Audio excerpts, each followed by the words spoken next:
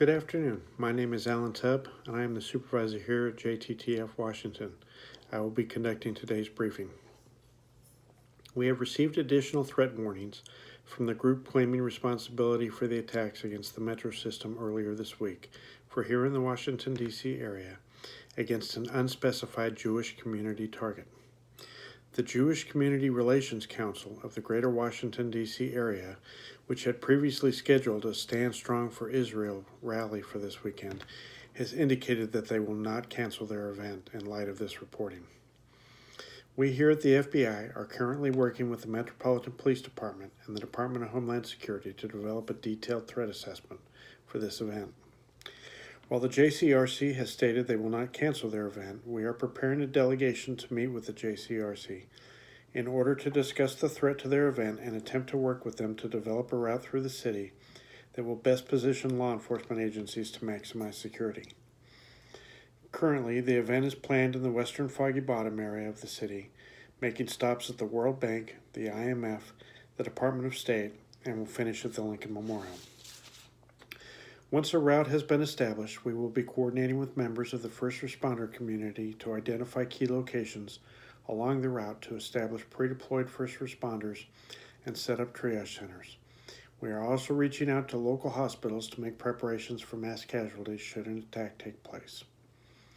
We will also establish an incident command post and implement the incident command system with our local, state, and federal agency partners. Of immediate priority is establishing a communications plan, developing a plan to control ingress and egress for the city, an emergency evacuation plan, a crowd control plan, and a mass casualty plan. Due to the fact that the DC metro system is still shut down as a result of this week's attack, we are hoping for smaller than usual crowds, but planning should continue for a large event. As we prepare for a worst-case scenario for this event, it is important to remember that our threat warnings do not specifically target this event. While the JCRC rally is a high-profile target and prudence dictates we should be prepared for a possible attack, this is not the only credible Jewish community target in the Washington, D.C. area. The Holocaust Memorial Museum, the National Museum of Jewish Military Museum, the Lillian and Albert Small Jewish Museum, the Jewish Study Center, and several synagogues throughout the city should also be considered viable targets. Working with the Metro Police Department, we will be reaching out to these centers to open lines of communication, discuss security issues, and assist in establishing community watch programs to encourage vigilance among the community.